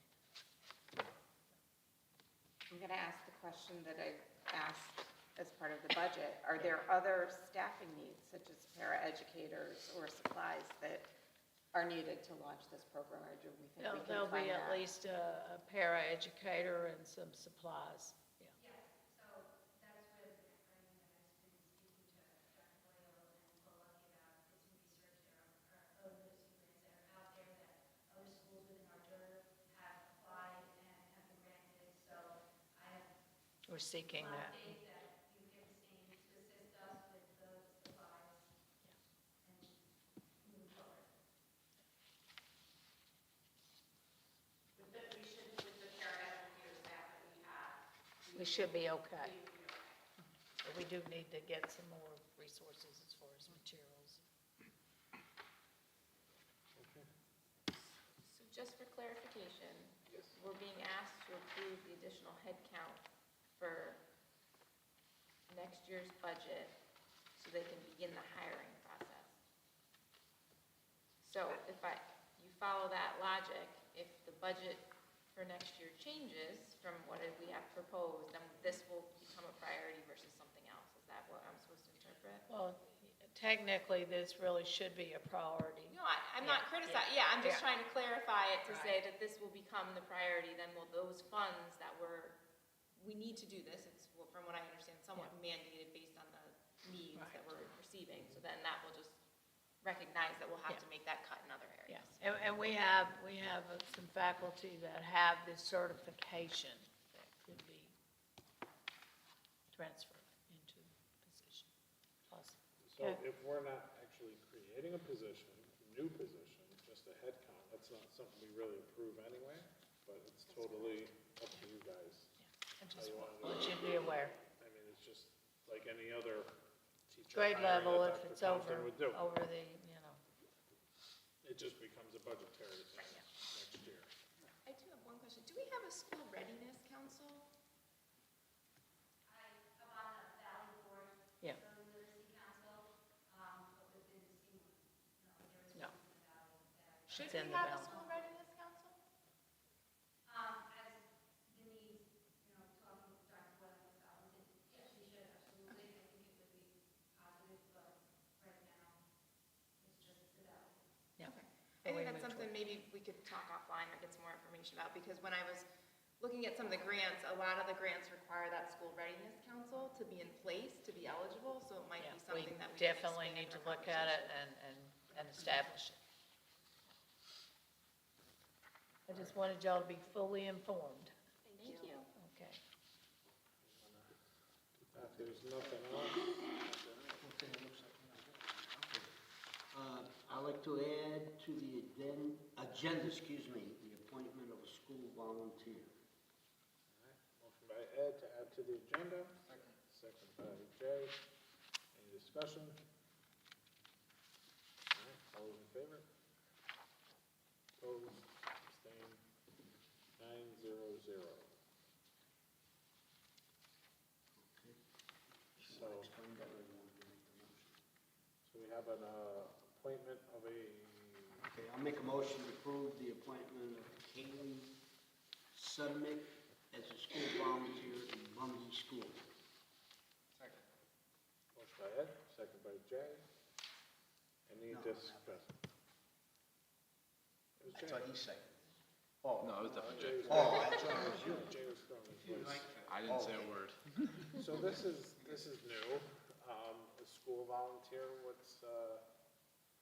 is this position? Sorry, through the chair. So I think this would have just fallen under the consent agenda. We just should have probably added it there, but we already did approve one already. Yes, yes. I thought that was a coach.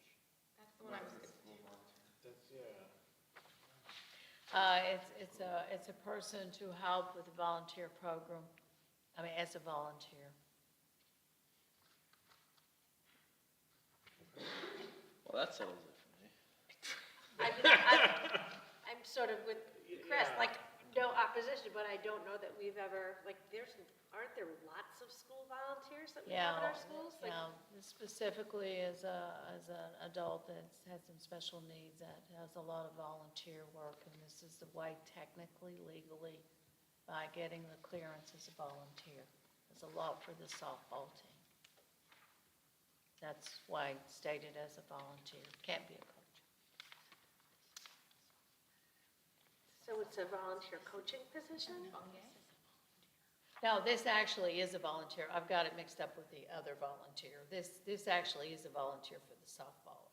It's another student, another former student that we have that is going to be a volunteer once they get their fingerprints and stuff done.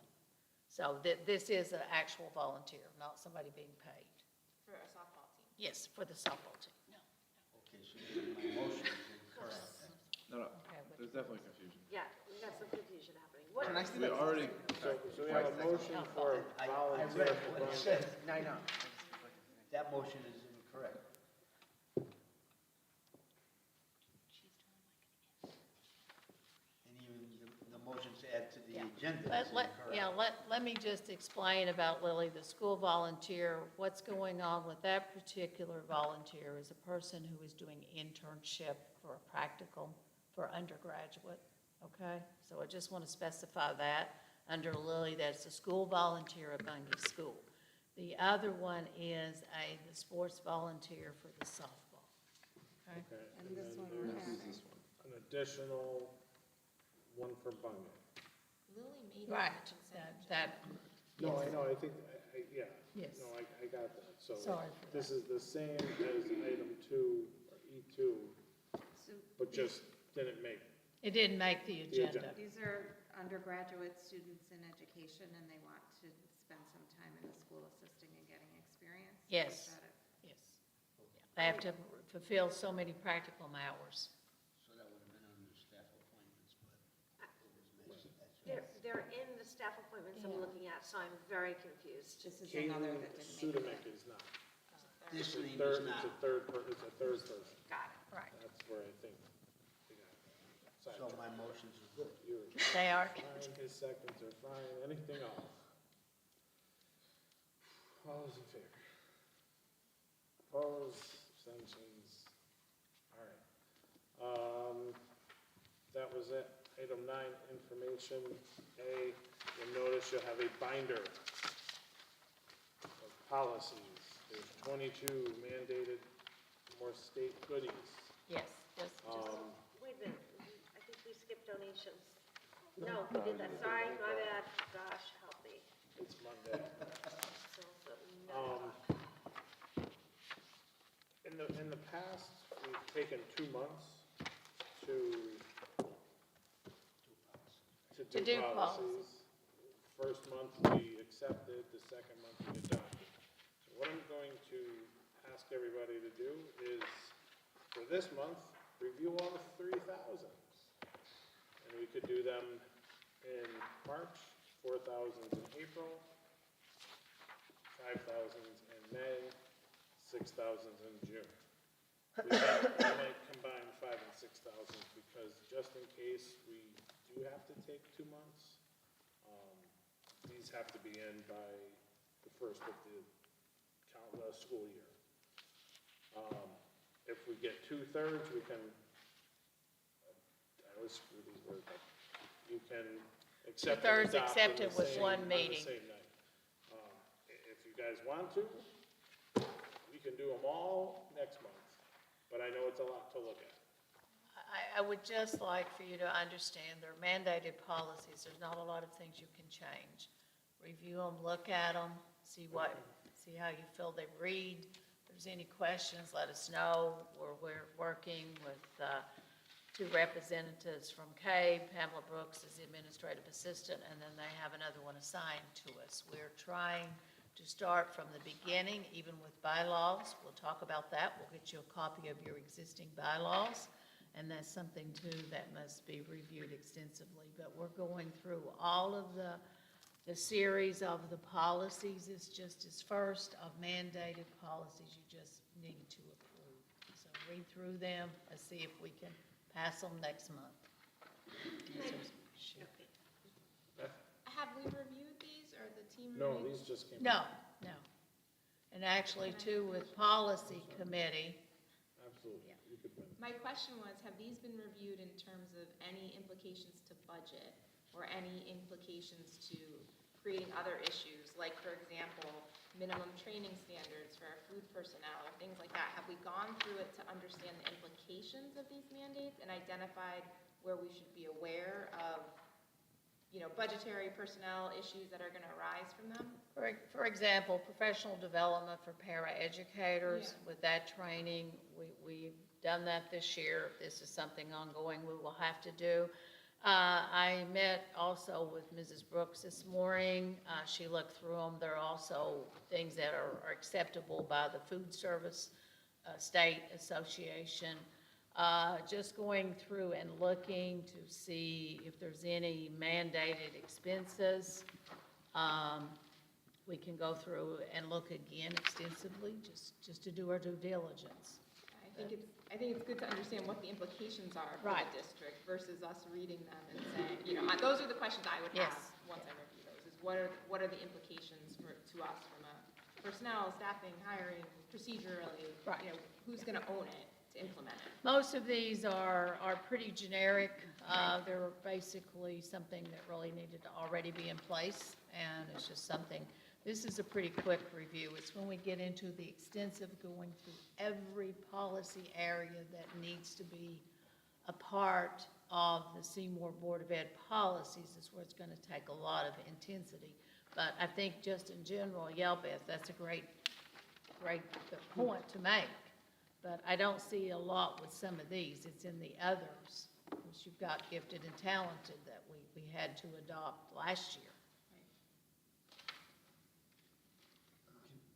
Oh, sorry, no, I'll defer to my colleague on the other side. No, okay. So through the chair, so just for clarification, for when we come back next week, some of these are fill in the blank, so to speak, and such. So when we go to vote on them, We'll have to have those filled in, or at least have a recommendation. right, so, but I guess that's where I'm a little confused in the sense that we may read them, but then where it says like options to consider / choose, Right. then we're gonna really have to reread them again. We need a Cliff Notes version to see which So- of these options that you want to do. Well, I think that's why Chris said we Split would it. do in the Split it. cadence, Right. one series each Yeah, month. because the first, I mean, we had just, many of you got this at home. I would have just a list of the series. This is the first that I'm seeing of the actual policy printed out. So that's why instead of sitting here for 5 hours going through, So, but And you just also to have a finish policy my, committee group as just well. to finish where I was. So, for example, the charging policy, we already have a charging policy, I believe, in place. But, or we did at one point, I remember talking about it. So here it just says, alternative language. So is the expectation that we go into the website and compare, or these changes, you know what I mean? Like, I may go through and read this and mark it up, and then Right. we're gonna then sit down and go through with the markup. It says these are all missing, so They are. this list are things that we should not have at all, or else they shouldn't be called missing, right? Well, they were ones that were mandated over the past few years that were never addressed, some of these. So that's what's in here. That's how come I said, really quickly, this really should be done in 2 months, folks. You might want to drag them out, but we really need to expedite it. For example, about charges, this is a good question that Jay had last month about charges, or the other month we talked about with Mrs. Brooks. And I talked with her today, and she put in an email here about how this charging system works here. Not the best system, but.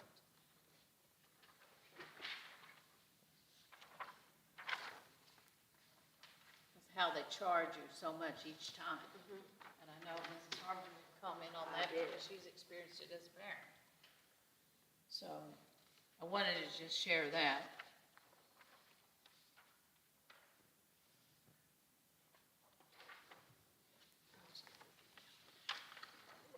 I guess I want to understand, it's one thing to say that these are policies that we are mandated to have, but Yes. the language in these policies is not mandated language.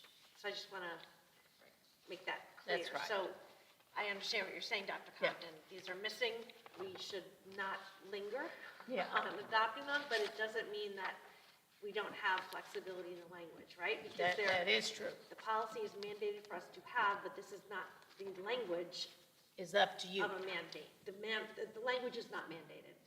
The presence of the policy is mandated. That's right. And it's recommended by CABE to Right. us, Yes. because we contracted Yeah. with them. Yeah. So, And they provide us assistance with these policies. so just so that we're all on the same page, I just think that before we go through and we each wordsmith this, I think we should get, especially, this one is mostly nutrition services. So if we go through and we all wordsmith it, and there's already current practice going into place, maybe we should just have somebody wordsmith it for us. I think what would be best is let the administration come back with it, because the food service falls under her, the health medical records fall under Mrs. Bennett quite a bit. Title IX will be dealing with Dr. Bull, and the administration, internet safety policy, again, Rob Dyer. There's some of this that, in regards that we could go through and make recommendations and scan them to you. And also, it's always good too to compare other districts. There are 40-some that's on the website that are completed, and it's always good to look and see some other districts as well. But these, like I said, are mandated. Wording with some of this does have to be filled in. So, the other option I just whispered to him is 3 of us. the policy committee, yes, because that's part of your responsibility. You could do that based upon just administration recommendations to you and bring it back to the full board. That's what I've done in the past, and then we've shared it with Board of Ed. That, when you just said the internet safety policy, that's like, of course we have an internet safety Yes, policy. we do. This is just another update. Okay, so that's a little bit different. An updated one that reflects some mandated content isn't the same as us not having one. Yeah. You have one, but some of these are additional, like certain areas are additional mandates. It's been added on top. I guess that, So this is what we'll do. We'll figure out a time that policy. works. And as always, everybody's more than welcome to come to us. Yeah. And we'll take these and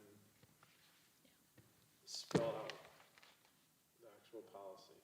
We felt it was only fair to share it with everybody. That's what Chris had recommended, and it's just a good thing. It makes you all be aware. But you are the board that approves it. It's your policies. We'll recommend, what we'll do like with any other policy. Yeah. We'll take a look at what's there, what's not there. Yeah. And submit for recommendation that way. Right. And then we'll send it To the full board.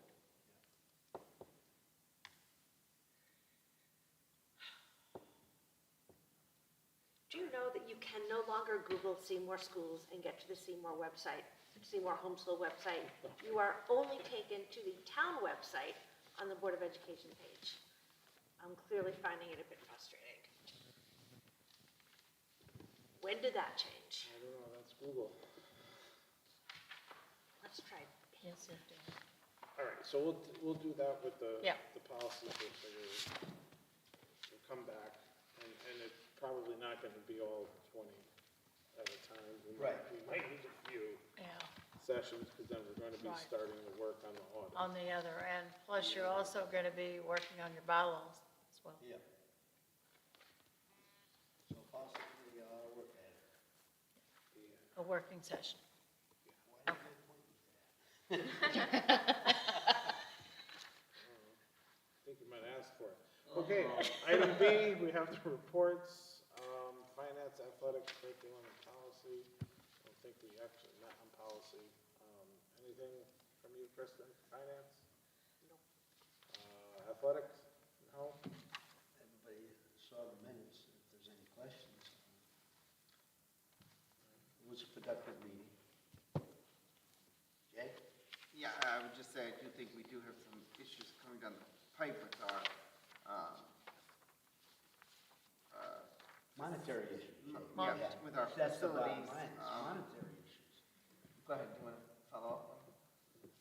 With our facilities, you know, we heard it again today that the kids can't host track and field meets, and, you know, I think that is a No, they priority. said this swim meet Track and field, too. And track and field. and track and field if we don't get the pole. Pole.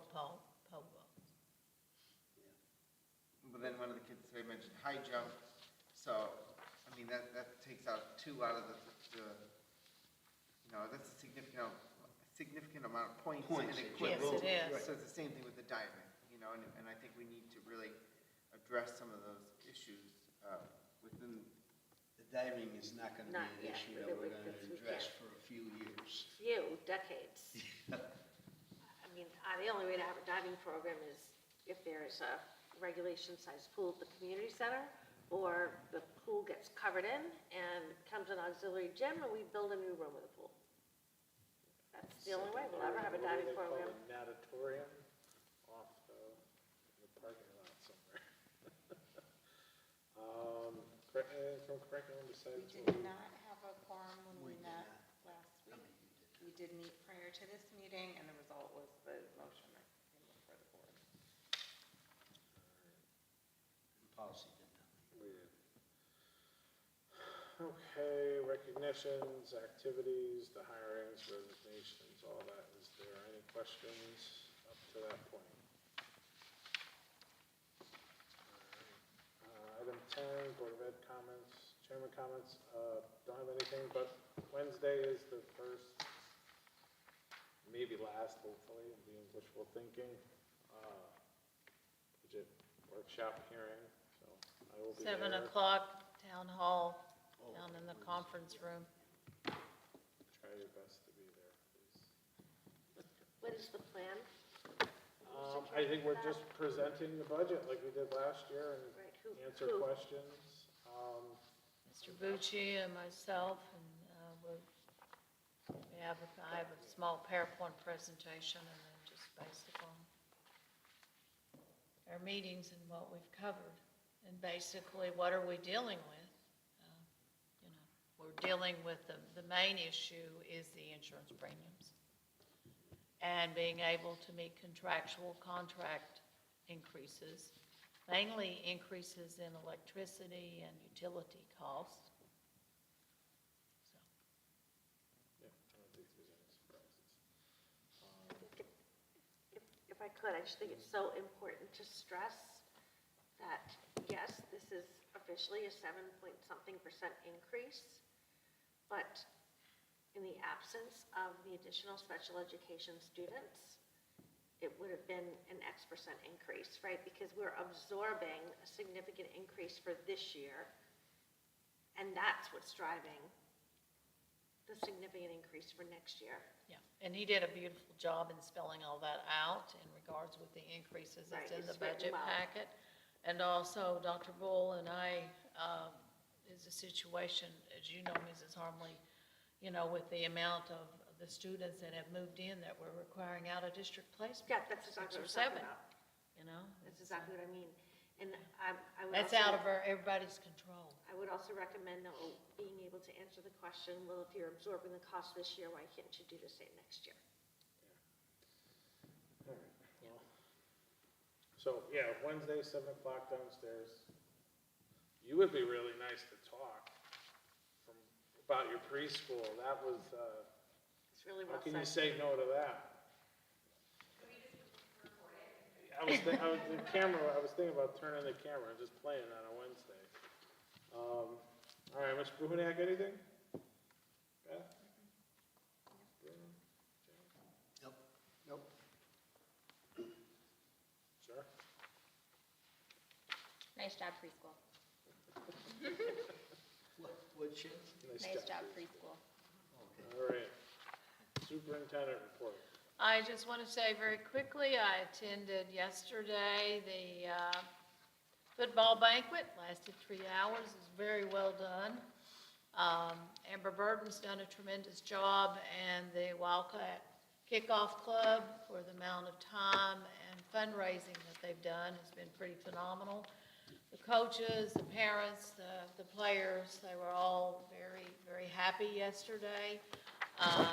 Our athletic director, Ernie DeStacio, was with me. Like I said, we were there, well, really about 4 hours, because it was quite the ordeal of just time, but it was well worth it.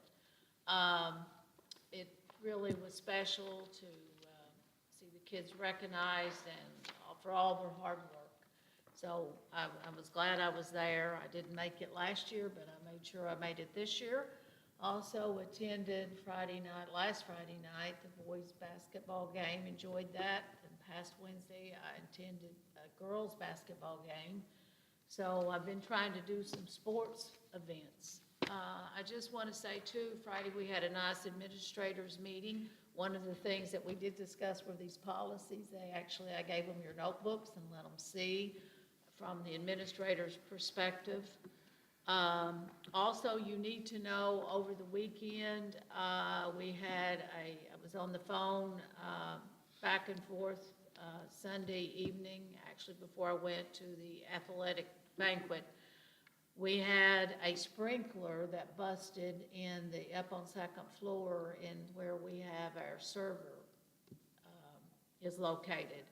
So what happened, the sprinkler busted. What we think caused it was due to the opening with the roof, just the cover, it wasn't shut properly where you go up to get on the roof. So we're not sure if our contractors may have not made the latch and, made sure that it was secured. But anyhow, Rob Dyer spent several hours. There were 4 switches that were damaged in the amount of $20,000, $5,000 switch. So Tim Connors was back and forth and helping as well through text. Rob Dyer came on site because he was the only one that could make this repair.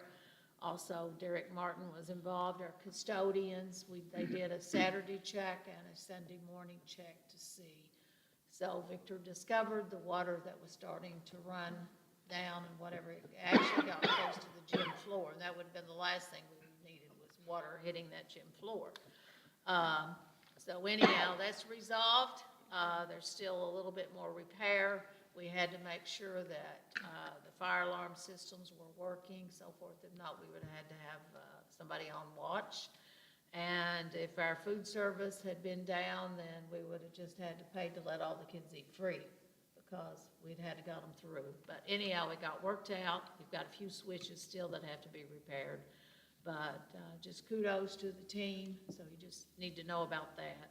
I was very proud this evening of the student council, all the kids that came out. Thank you, board members. It was a great working session to hear their student voices, to hear their sincerity, and to hear their knowledge and to give their feedback. I thought it was very good. Also, on February the 1st, we now have an official alumni, Seymour Alumni High School Alumni Association. They have a slate of officers, and they now have bylaws. So we want to say a big thank you to Stephanie, our high school English teacher, who's done phenomenal in getting all of this organized. Also, a special thank you to Fred Stanek, who helped them write their bylaws.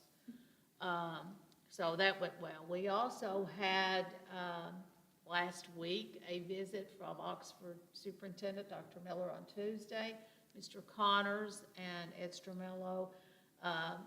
We all met up at their board office. He wanted to do a walkthrough and see our central office. His facilities guy came as well. They are considering doing the same in Oxford and relocating. I think the town may be in the need to utilize their building. So he was very impressed with what had been done with our relocation, and we also took a little tour of the high school.